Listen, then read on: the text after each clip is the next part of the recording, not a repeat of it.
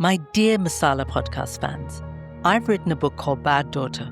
You surprised by the title? I think not. I've never shared such deeply personal things before.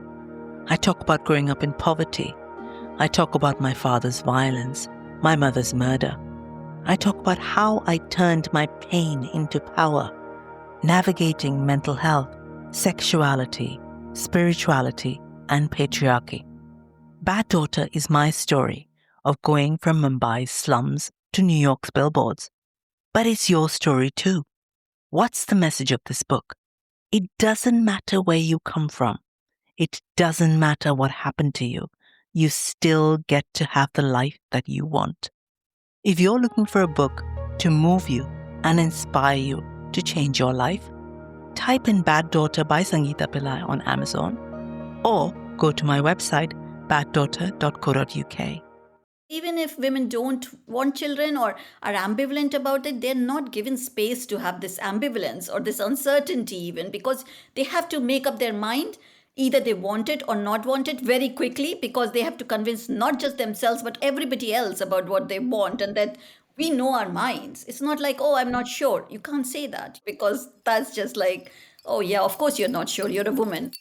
Besharam, Badtameez, Chi Chi, Gandhi, Jalhata, Toba Toba, Oho, Bad Beti. I'm Sangeeta Pillai, and this is the Masala Podcast, a Spotify original. This award-winning feminist podcast for and by South Asian women is all about cultural taboos, sex, sexuality, periods, mental health, menopause, nipple hair, shame, and many more taboos. Join me around my virtual kitchen table as I talk with some inspiring women from around the world, exploring what it means to be a South Asian feminist today. I'm talking to Pragya Agarwal on this episode. Pragya is a behavioural and data scientist, a 2-time TEDx speaker, and has appeared on many media platforms. Pragya is the author of 3 highly acclaimed non-fiction books. I particularly love her book Motherhood, which is the theme I'm discussing with her. I've read some of Pragya's writing, and she has that rare honesty while talking about motherhood, the beautiful bits and the complicated bits. Together, Pragya and I explore some interesting nuances around being a mother. We talk about society's obsession with all women being mothers, and also what motherhood looks like in the world today.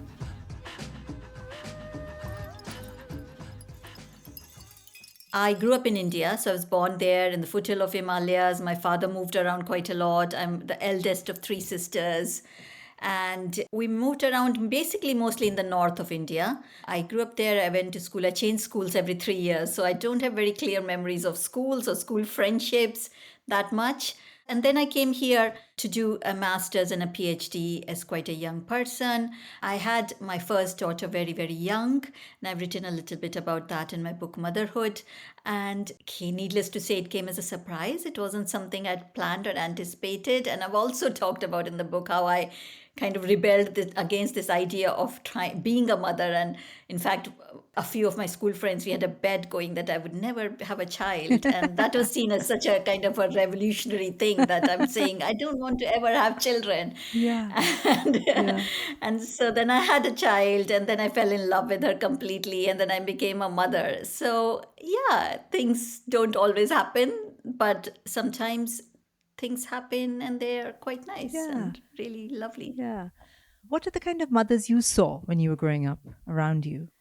I saw my mother, of course. That is the model of motherhood I saw and I idolized.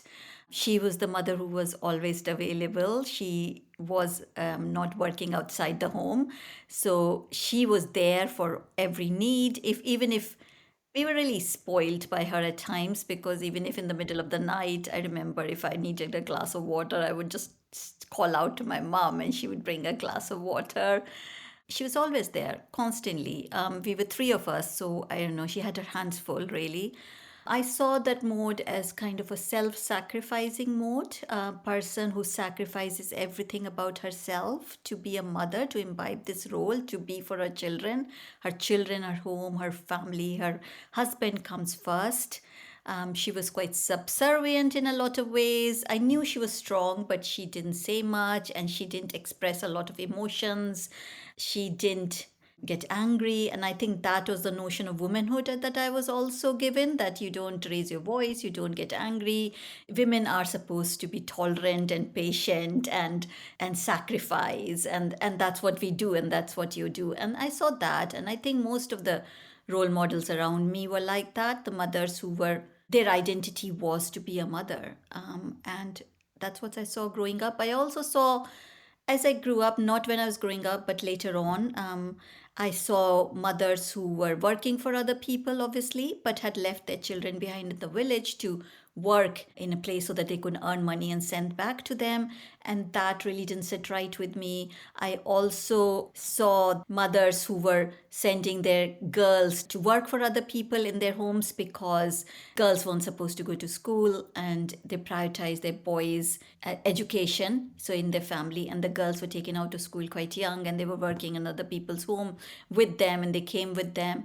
And I was really upset about that. And I think it was really strange for me to see from a young age how a girl's education wasn't given a priority. So similar to kind of my ideas of motherhood as well. When I was growing up, I grew up in India. So a lot of the things you said really resonate. So it's the mother who's always available.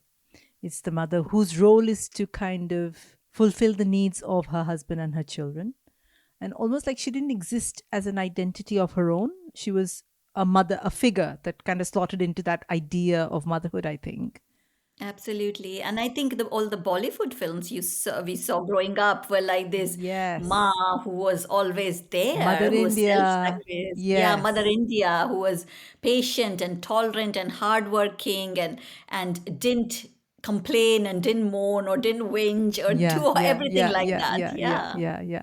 In fact, in those movies, the mother was the ultimate kind of self-sacrifice. Like her whole role in that film was to just sacrifice for other people and be in pain and cry and wail. And I don't remember ever seeing when I was growing up, certainly, I'm sure it's changed now, that she was ever like excited or happy or doing anything for herself. Like her whole purpose of existence was for the children, right?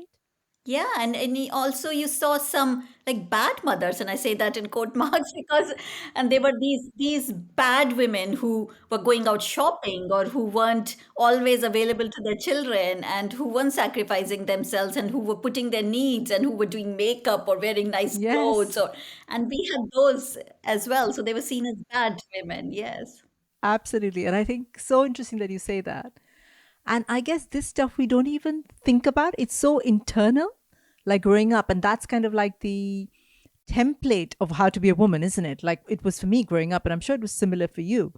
And you're like, this is a good woman and this is a bad woman. A good woman is a good mother, a bad woman is a bad mother. And that's kind of, it's so binary, right? It is very binary, and I know that I was given more opportunities, especially by my mom, because my mother thought she hadn't had those opportunities, and she always realized that being financially independent was kind of a way forward because she didn't have that luxury or the privilege. She was dependent on my father, so she wanted to make sure that her daughters were educated, had a career, and were financially independent. That was all she could think of, so that at least she wouldn't be dependent, we wouldn't be dependent on a man. But it also conflicted with the other ideas of how to be a good girl, and that you're also a good girl, and that you're also supposed to fit into this model of how you're going to be a good wife and a good mother, but you still have to work a lot, like have a independent mind and opinions and all those as well.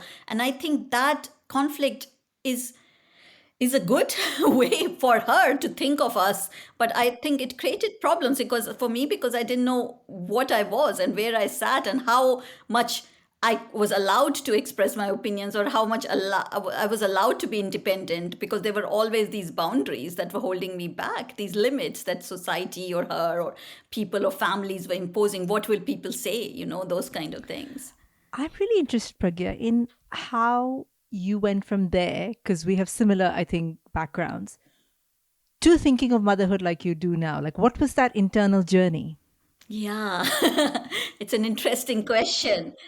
I suppose doesn't happen overnight, of course. There are all these internalized beliefs beliefs that or stereotypes that we internalize as well, and we start believing in them. And even though at some level, I knew these are not right, this is not how I want to be, you also feel ashamed for thinking like that, because you think this is not the right way to be. Everybody is like that. What is wrong with me? Why can't I fit into this mold? There must be something wrong with me that I want more than this, right?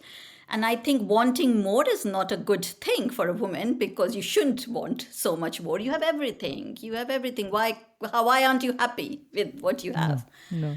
So I suppose it was a gradual journey of learning, breaking these internalized beliefs, finding myself, which sounds like such a cliche, but it's about had to unlearn a lot of trauma and pain as well. And I suppose there were times when I didn't realize that I had undergone all these things, because you normalize them, we normalize them as well. We think this is what it is and this is how it's supposed to happen.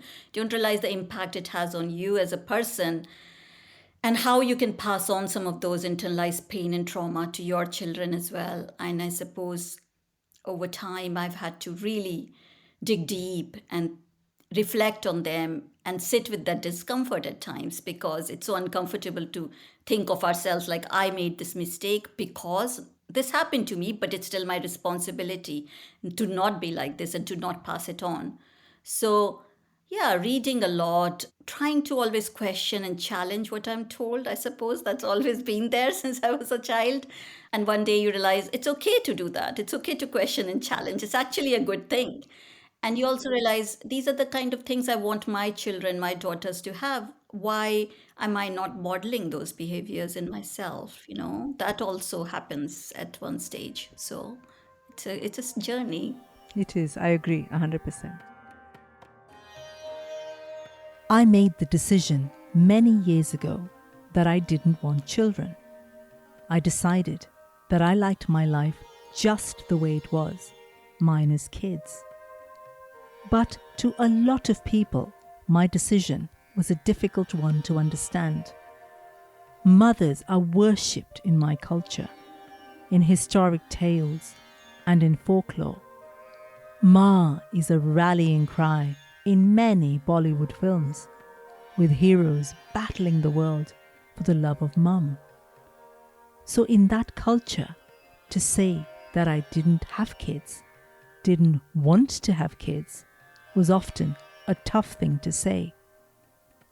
Over the years, I've grown tired of explaining why motherhood just wasn't the right choice for me. The first reaction from people was usually one of pity, because they assumed I couldn't have kids. When I'd correct that assumption, there was usually horror at the fact that I hadn't used my body for its intended purpose. And they assured me that I would change my mind. Well, I didn't change my mind. Now, this is a big question, but I guess if we start thinking about it, maybe we might get to the answer.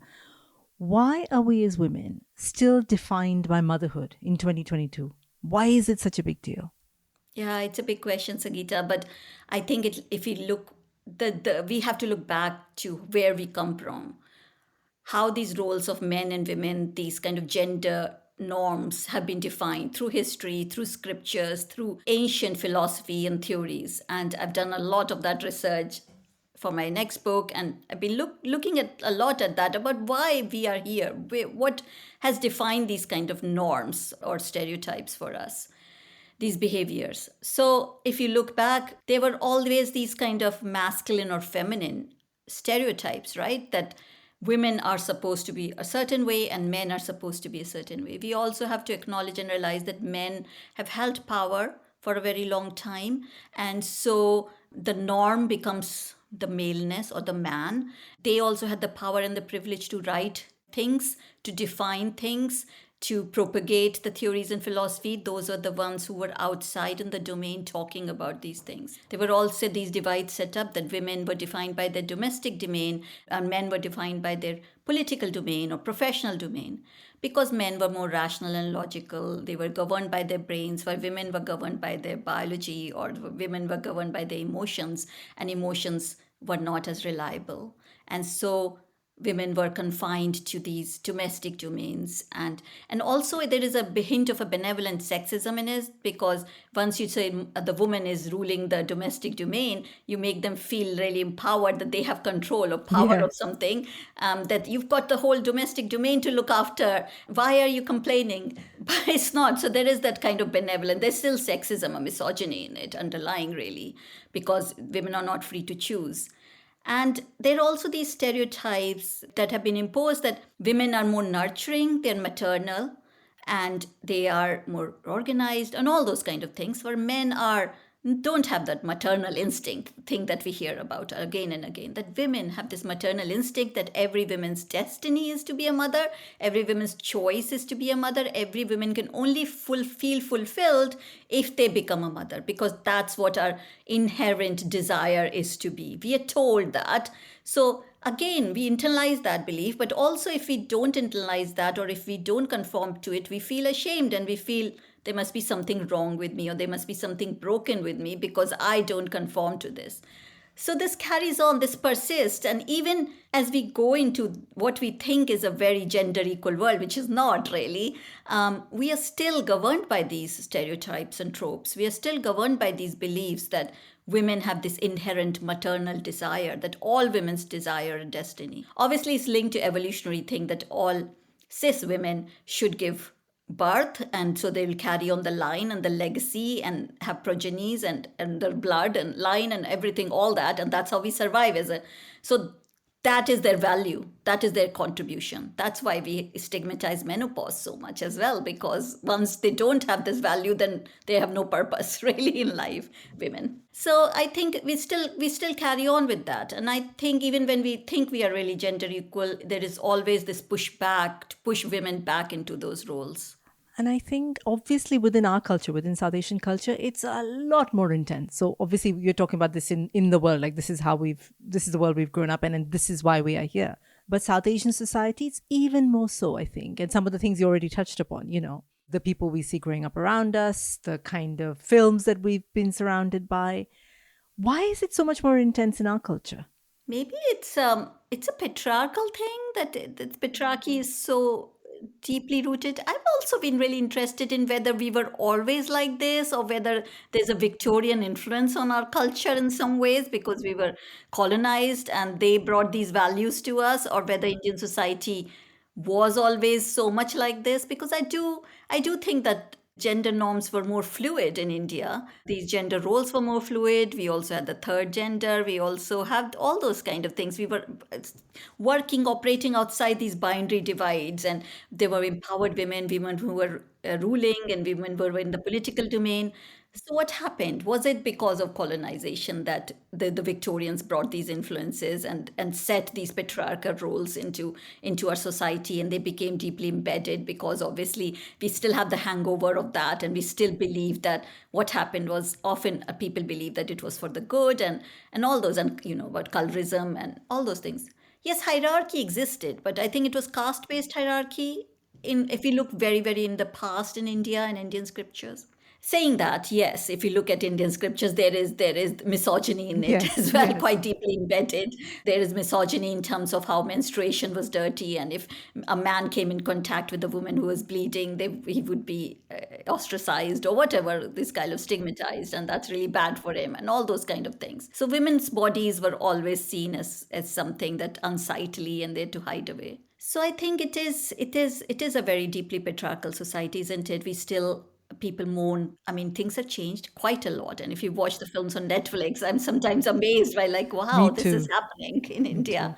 Yeah. But it's still that until very recently, or even in some parts of India, boys are desired, a boy child and girl childs are not desired. And there's celebrations when you have a boy, there's not celebrations, and even mourning. Some people mourn when they have a girl child. So, from the moment a child is born, or even before they're born, these things come into play, and a girl is born knowing that they are the second choice.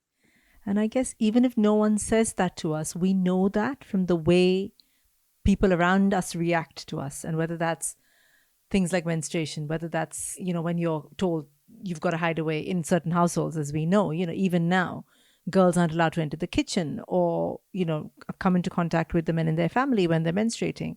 And even in some families, like you said, maybe in smaller towns or other parts of South Asia, where when a girl is born, that's like a sad thing. It's like, oh my God, we've got this burden now. How are we going to find money for her dowry, etc. Whereas a boy is considered, oh, he's going to bring in money, versus a girl is going to take away money, I think, from us. So I suppose that is quite deeply entrenched in a lot of parts of our culture. It is, yeah. I mean, there's also these roles that men are supposed to look after the women, that men are stronger. We know violence against women happens, and we know that women are more vulnerable. Women and girls are more vulnerable in that way. So parents worry about them. So you're always told, oh, a boy, if there's a boy or a man, they have more freedom because they are not as vulnerable, and so they are going to look after you. I know growing up as one of three sisters, people would look at us with pity. It's like, oh, you don't have a brother, what will happen? Who's going to look after you? Who's going to marry you off? Who's going to look after your parents when they're older?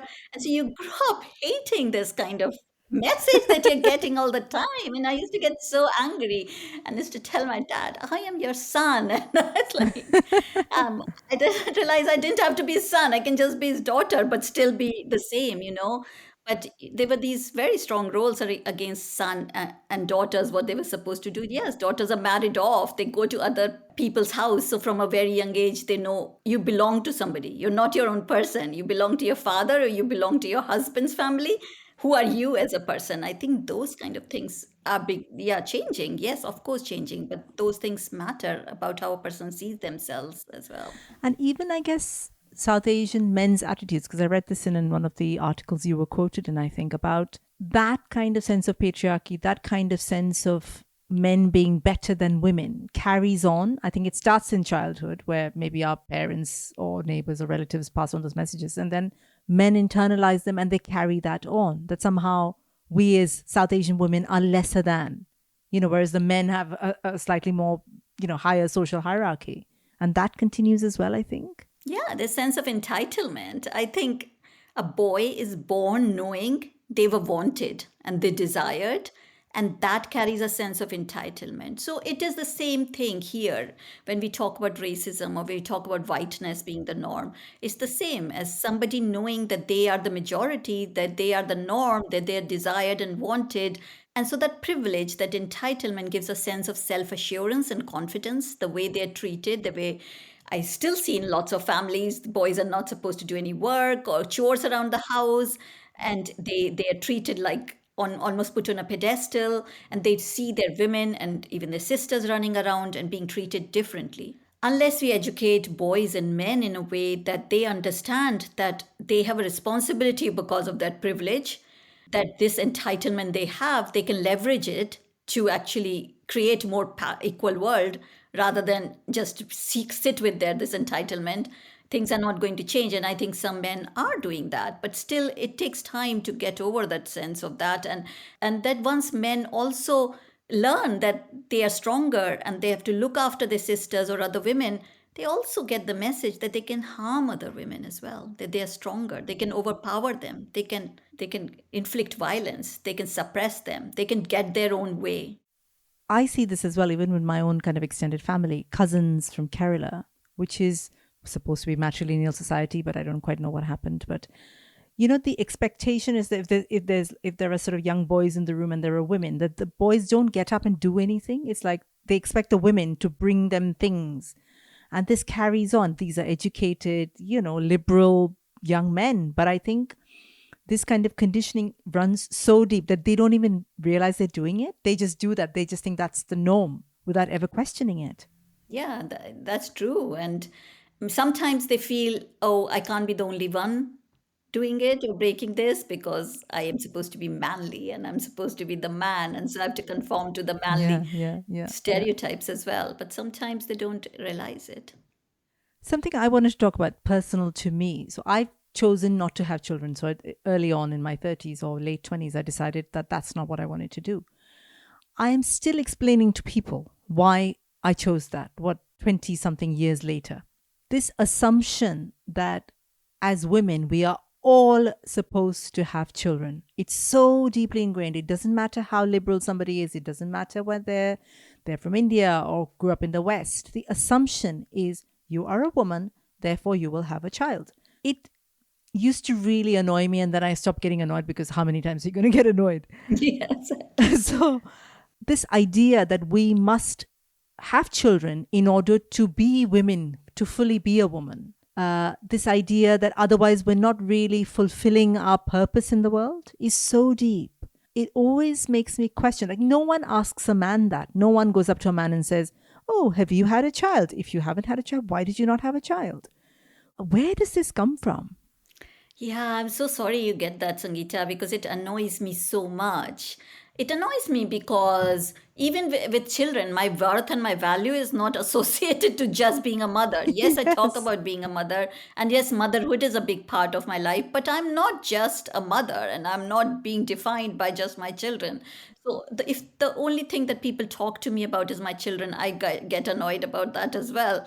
And I'm sorry that people are still doing this, asking questions, because I think there are a few things. As I said before, that the notion that all women have this inherent desire to have children. And so they think that if you're not doing that, then maybe you don't know your mind, that you would change your Yeah. mind, Yeah.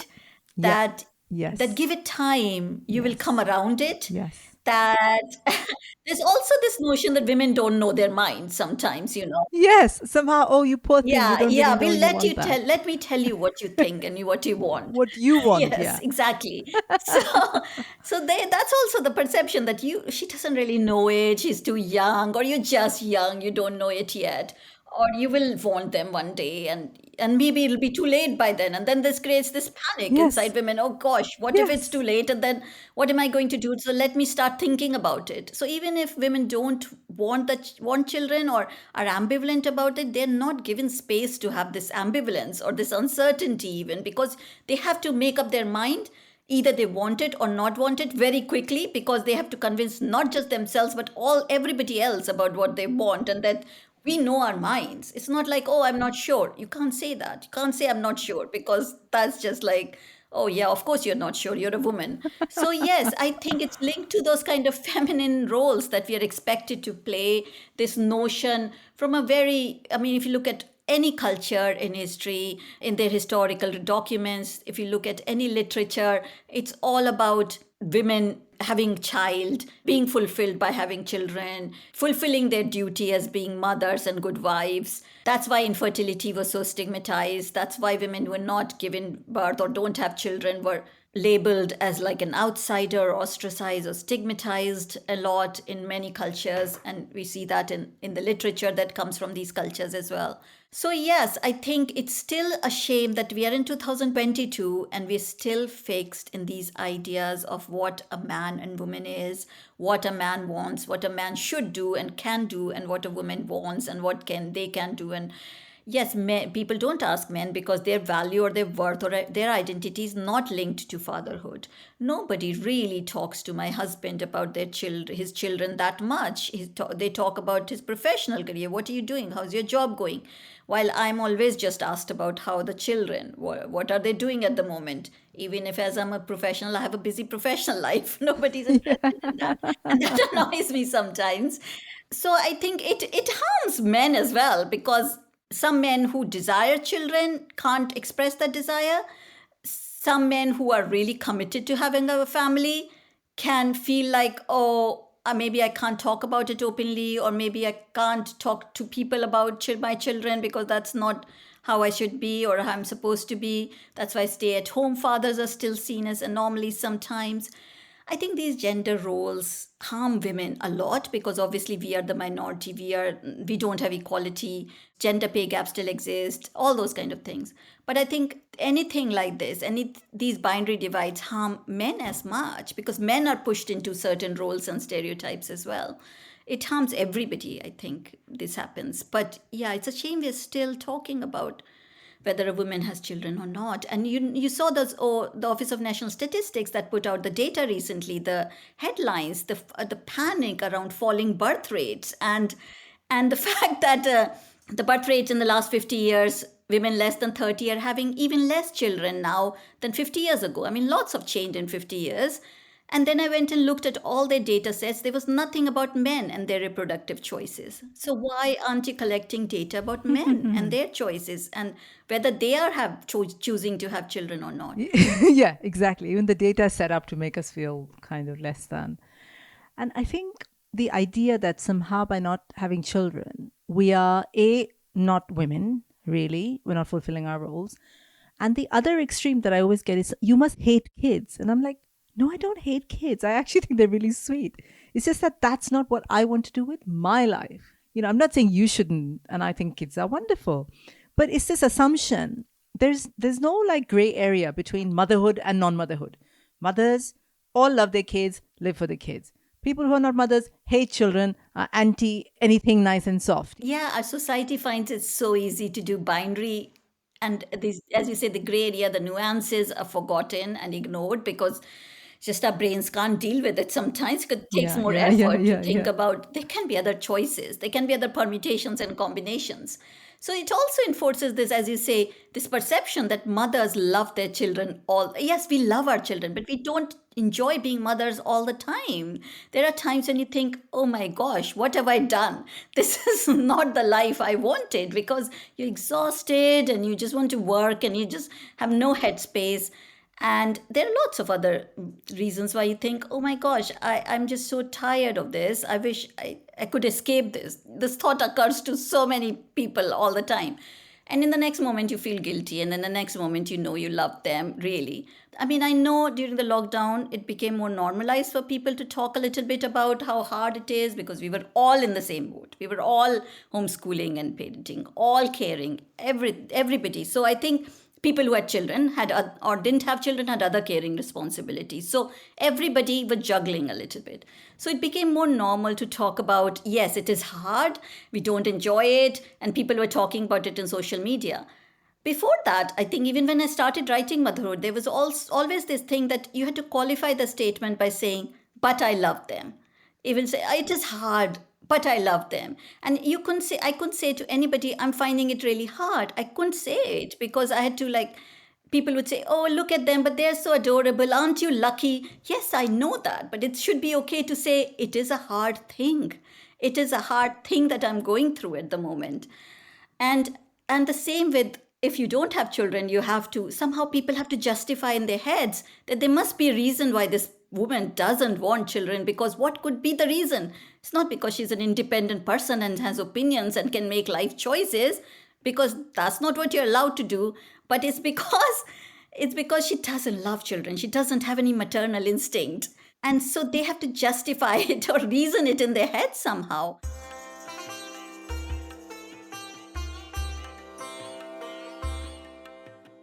I've spent a lot of time thinking about what family means to me over these past 2 years. The pandemic forced me to acknowledge that my family didn't exist. No mother, no father. So when everyone was talking about not being able to see family, I had to acknowledge that I didn't have a family. Yes, it made me really sad. But it also got me thinking that surely we've all got to redefine the idea of family. It's no longer that image of the 2.5 kids, the massive car, and the white picket fence vision that we've been sold. Family could be the pets we adore. Family could could be the nephews and nieces that we love to spoil. Family could even be the friends who've become our family. It feels like we need to go away from the narrow vision of family that we've had so far and embrace the big, beautiful world waiting for us to love. Talking about other aspects of motherhood, so women who say cannot have kids and want to have kids, the stigma behind that. I remember growing up in South Asia, like somebody would talk about ex-woman and she's barren, and these even the words were so harsh. The language around that was awful. Can you talk a little bit about that? Yeah, I think as you said, the word barren means that you, as a woman, as I said, because you're supposed to give birth easily, you're supposed to be fertile soil, you're a mother earth, you're supposed to reproduce easily. And that should happen naturally and without any effort. And so when that doesn't happen, you are stigmatized. And it was, I mean, again, things are changing a little bit, but I remember even as a child, certain women who were either not married or who didn't have children, who were seen as barren, were not allowed to be part of religious ceremonies or to stand as part of, like when we used to have those havan and all those things, because they were considered inauspicious. And I remember feeling really shocked by that, thinking, how can you label somebody inauspicious? Why is it like that, that person is sitting in the other room? I felt awful about that. And I remember seeing that so much. And if you read through the scriptures, even Egyptian, South Asian culture, other societies as well, yeah, infertility is in Bible as well. Infertility is stigmatized because you're not being a real woman. There's something wrong with you. And I think that's when you see these messages. And I know there's been some TV programs recently which have dealt with this issue, but the grief of not being able to do what your body does is a very unspoken grief, that space in between where you're not a mother, you want to be a mother, but you cannot be a mother. And you go through these infertility treatments and IVF rounds, and every time there is hope, and every time there is this ray of light, and then it goes away again. This grief is very unspoken. You can't really talk to anybody about it because you think, there is something there's a lot of shame. I mean, I carried a lot of shame, and I carried a lot of this burden on myself that I'm not being able to do what I'm supposed. Why is it? What's wrong with me? Why can't I just work the way I'm supposed to work? I think again that we internalize this shame and stigma, and silences are created around this shame, which means that people don't tell their stories, don't talk about it. I know that now we are hearing more stories from South Asian people about infertility, about fertility, about desire to not have children, about all the issues that used to be taboo in the past. But there's still a lot of silence around these. And that affects people's mental health. And mental health is again something we don't really talk about openly.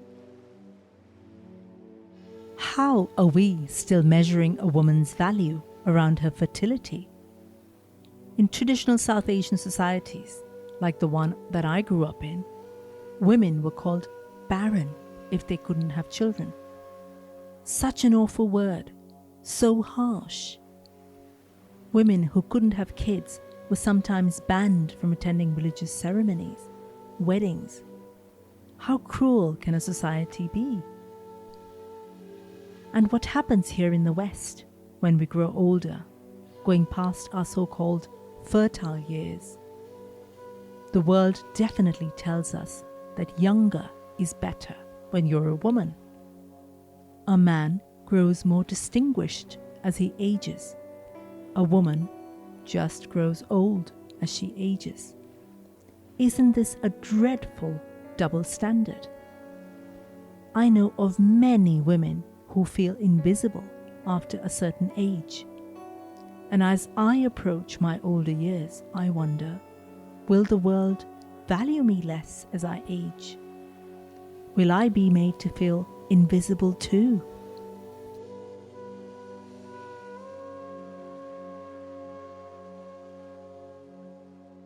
women are infantilized quite a lot as well. So they're treated as girls, or they don't know their mind, or they're really young and seen as that and not taken seriously. So younger women are not taken seriously often. In some circles, they're kind of idolized a little bit as well. So we know in publishing, the younger the writer, the like, oh, such a young writer, debut and all that stuff happens. Under 30 awards, it's a big discussion there.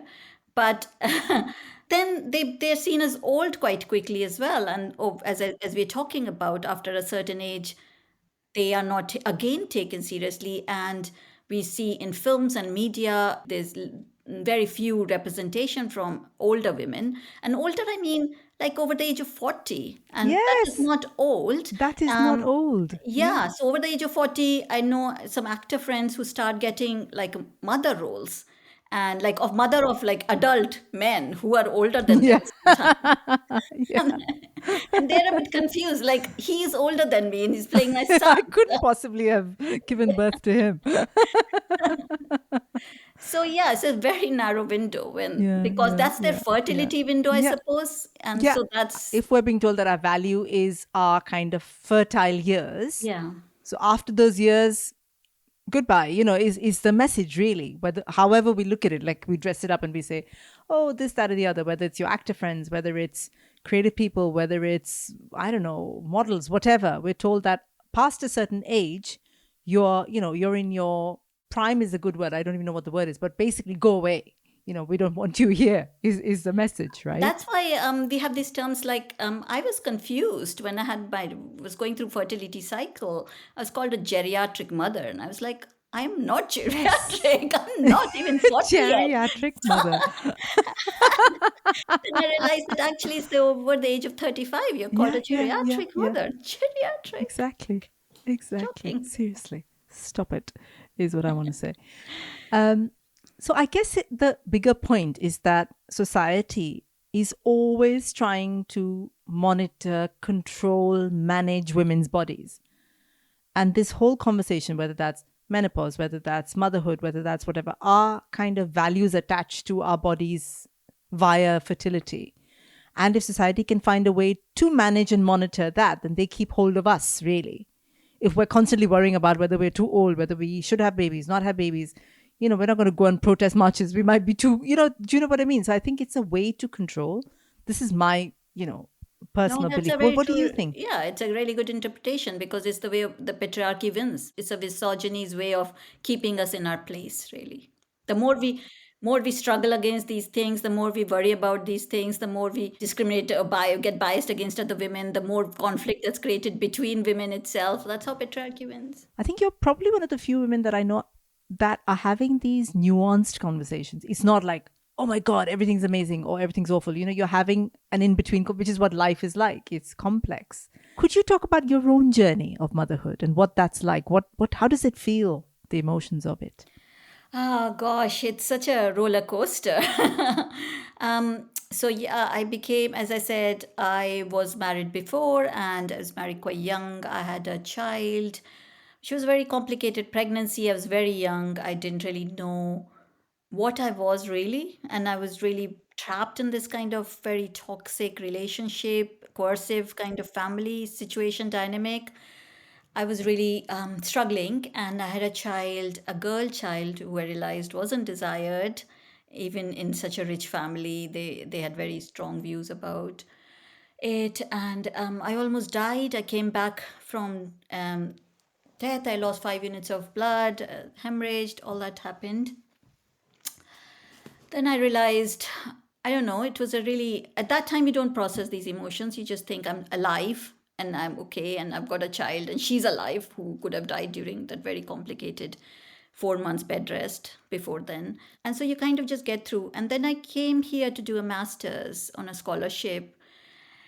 And I think that's the first time I kind of stepped, when you step away from a harmful, toxic situation, sometimes you can see it more clearly and you realize, actually, this is not what I want in my life. This is not how I want my child to be raised in such a situation. She deserves better. She deserves more. So that's the first time I think I felt really empowered. I have talked about it in my book that I think motherhood, that first experience was very liberating, but also kind of an act of rebellion, because it made me feel empowered, not just for myself and for her as well, that I'm responsible for this person. I want to raise her outside these kind of traps of patriarchy and misogyny. She deserves better. So we were here and I was an academic. I was a single parent for a while and then I got married again. And we tried to have children again. I was kind of ambivalent about it because people kept saying, oh, you almost died the first time. But I suppose there's always, as I said, the ambivalence is hard to manage and talk about because you think time's running out, so I need to make this decision rather quickly. And I didn't realize how much time has already run out because 5 cycles, nothing happened. It was quite painful, traumatic. We had to make a decision. We had children through surrogacy. It's a gestational surrogacy. And so they're now going to be 6 years old this year, twin girls. That was also very complicated. There's a lot going on in my life, illnesses and other things, chronic illnesses. So I suppose I was still kind of grappling with this idea of how do I become a mother again when I'm in a different context? And would I love my children the same way like I loved my older daughter? And now she was becoming an older teen and almost an adult, and I was having these little children. So I was a mother to an adult and a mother to small children, and I was like kind of in between trying to juggle those two roles because you're a very different mother in different life stages. And then my relationship we were very close with my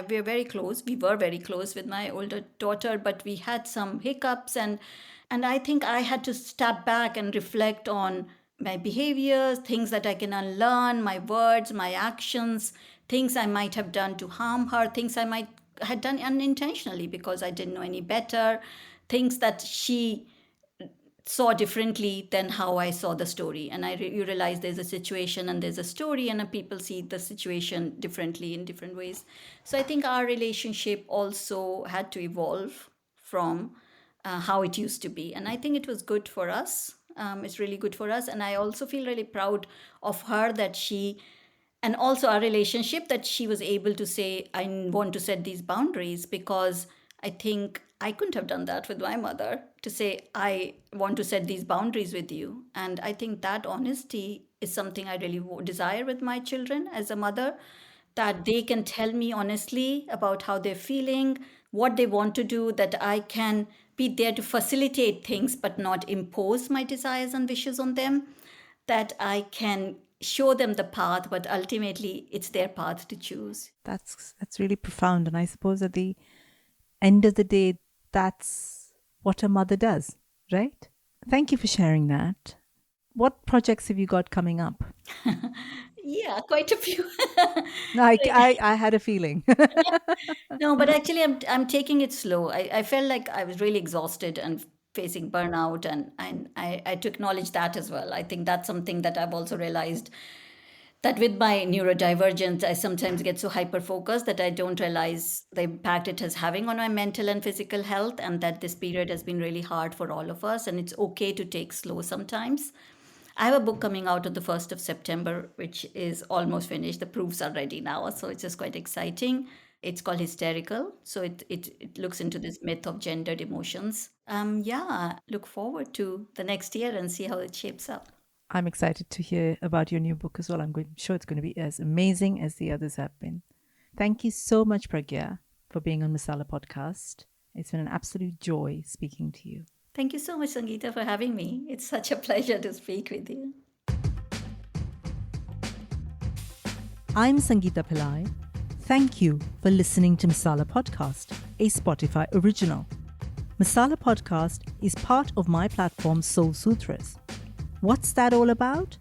Soul Sutras is a network for South Asian women, a safe space to tell our stories, to hear inspiring South Asian women challenging patriarchy, a space to be exactly the people we want to be and still feel like we belong in our culture and our community, and ultimately a space where we feel less alone. I'd love to hear from you, so do get in touch via email at soulsutras.co.uk or go to my website soulsutras.co.uk. I'm also on Twitter and Instagram. Just look for Soul Sutras. Masala Podcast was created and presented by me, Sangeeta Pillai, produced by Anushka Tate, opening music by Sunny Robertson. Besharam, Badtameez, Gandhi, Hi, bad beti.